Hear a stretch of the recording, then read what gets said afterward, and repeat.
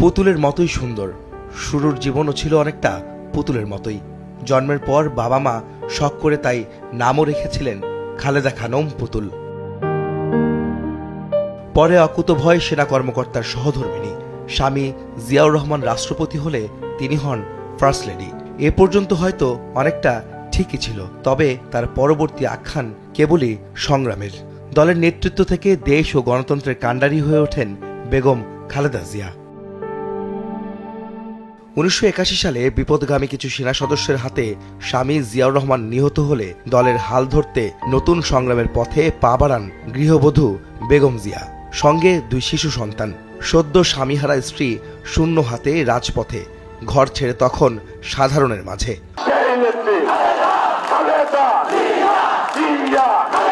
কোটি মানুষের ভালোবাসা আর আকাঙ্ক্ষায় দায়িত্ব তুলে নেন লাল সবুজের পতাকার। স্বাধীনতা, সার্বভৌমত্ব, গণতন্ত্র আর মানুষের অধিকার রক্ষায় কণ্টকাকীর্ণ পথ আলিঙ্গন করেন বেগম খালেদা জিয়া। 1982 সালে স্বামীর প্রতিষ্ঠিত দল বিএনপির সদস্য হন তিনি। রাজনীতির বন্ধুর পথে সক্রিয় যাত্রা শুরু হয় ঠিক তখনই। এরপর 1983 সালে দলের ভাইস চেয়ারম্যান ও পরে চেয়ারপারসন নির্বাচিত হন বেগম খালেদা জিয়া। এর মধ্যেই রাষ্ট্রীয় ক্ষমতা দখলে নিয়ে স্বৈরাচারী শাসন কায়েম করেন জেনারেল হুসেইন মোহাম্মদ এরশাদ। 9 বছর রাজপথে থেকে এরশাদ বিরোধী আন্দোলনে নেতৃত্ব দেন বেগম জিয়া। টানা আন্দোলন, 1986 সালের একতরফা নির্বাচনে না যাওয়া ও স্বৈরাচার সরকারের কাছে নতি স্বীকার না করে আপোষহীনতার প্রশ্নে অটল থাকায় সবার কাছে পরিচিত হন আপোষহীন এক নেত্রী হিসেবে। স্বৈরশাসকের বিরুদ্ধে আন্দোলনে 7 বার যাকে গৃহবন্দী করে এরশাদের তৎকালীন সেনা সরকার।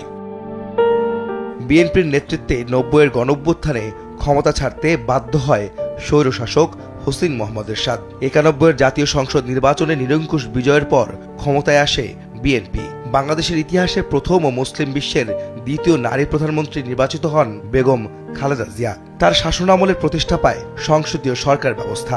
91 থেকে 96, এরপর আবারও 96 সালে দ্বিতীয়বারের মতো প্রধানমন্ত্রী হন তিনি। নিরপেক্ষ নির্দলীয় নির্বাচনকালীন তত্ত্বাবধায়ক সরকার প্রতিষ্ঠা করেন বেগম জিয়া।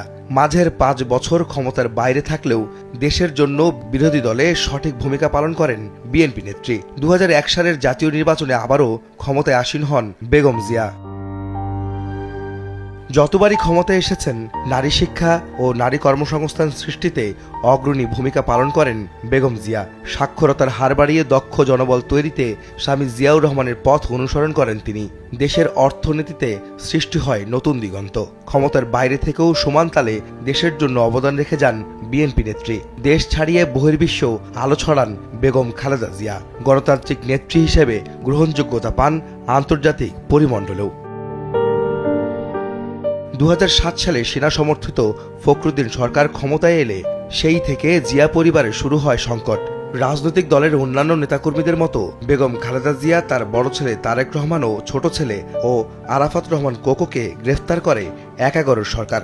জাতীয় সংসদ ভবন এলাকার সাব জেলে প্রায় 1 বছর বন্দী থাকেন তিনি। কারাবন্দী অবস্থায় ছেলে তারেক রহমানের ওপর নির্যাতন করা হলে অসুস্থ অবস্থায় যুক্তরাজ্যে নির্বাসনে যেতে হয় তাকে।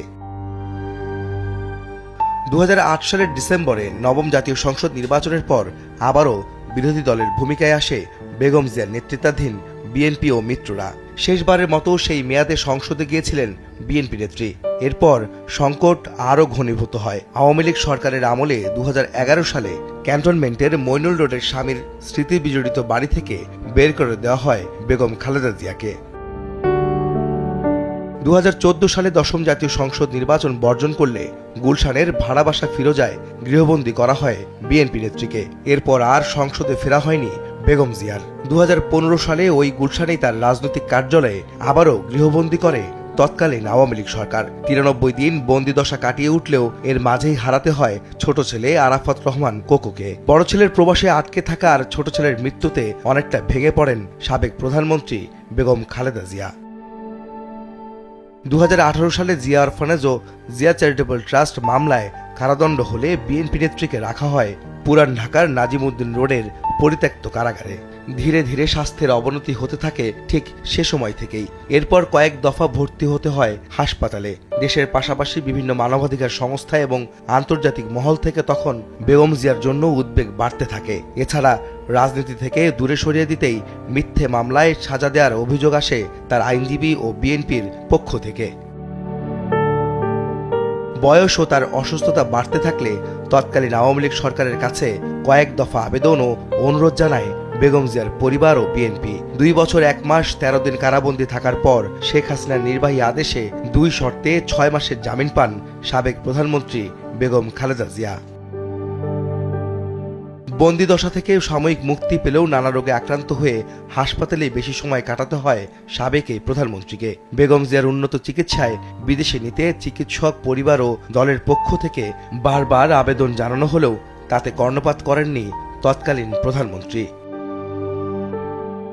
এরপর পেরিয়ে যায় আরও কতগুলো বছর।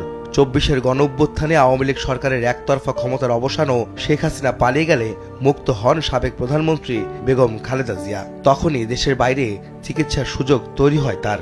প্রতিশোধ নয়, প্রতিহিংসা নয়, ভালোবাসা, শান্তি ও জ্ঞান ভিত্তিক সমাজ গড়ে তুলি।